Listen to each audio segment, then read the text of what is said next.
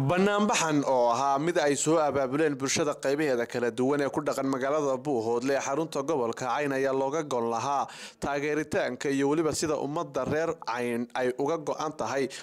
midnimada Soomaali weyn iyadoo markaasna banaanbaxayaashan ay maanta socod dheer ku soo mareen wadooyinka waaweyn ee magaalada Buuhoodle ee xarunta gobolka Cayn iyadoo markii dambana ay isugu soo biyo shubteen garoonka kubadda cagta ee Xabada Stadium isla mar ahaantaana ay ka soo qayb galeen mas'uuliyiin ka socotay dowlad goboleedka Khartoum State of Somalia iyadoo madashana ay soo camireen kumanaan qof oo ah dadka reer Buuhoodle kuwaasi oo ruuxayay calanka Soomaaliya isla markaasna ku dhawaaqay jiritaanka iyo midnimada Soomaaliya waa lagama maarmaan isla mar ahaantaasna taageero buuxda u haya shirka wada tashiga beelaha Soomaaliyeed ee la damacsan yahay in uu 23 bishan uu ka furmo magaalada London ee caasimadda dalka Britain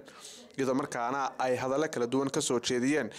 mas'uuliyiin ka socday maamulka Khartoum State of Somalia sidoo kalena waxa madashan lagu soo bandhigay buraanburo geeraaro gabayo kuwaas oo dhamaantood lagu cabirayay sida loogu faraxsan yahay in Soomaaliya midnimadeedu ay tahay muqaddas isla markaasna ay uga go'an tahay shacabka reer Buuhoodle inay si buuxda u taageeraan jiritaanka Soomaali weyn isla mar ahaantaana gobolada Sool Sanaag iyo Cayn loo yaqaan SSC ay ka go'an tahay sidii Soomaali weyn la isugu keeni lahaa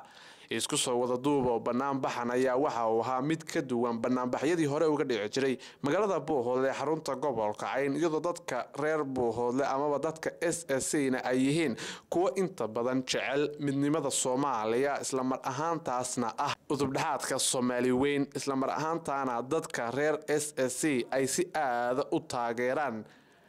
jiritaanka Soomaaliya Soomaali nima hajirto ogaana waa bishaaro waan idinku bishaareynaya Khartoum waa maamul kamida federaalka Soomaaliya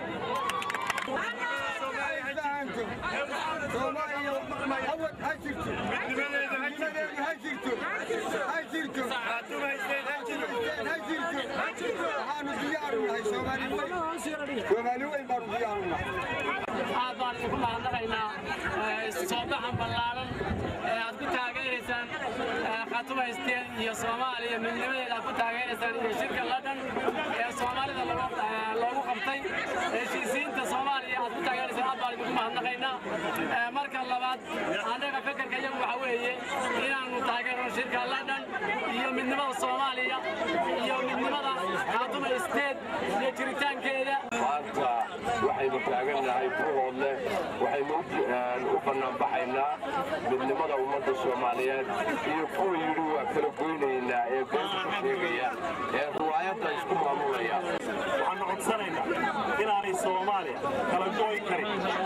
inaanay kala gooy karin in kala goyni karana aanu jirin aanan ogolayn Soomaali weyn aanay ogolayn Khartoum ha noolaato ha guulaysato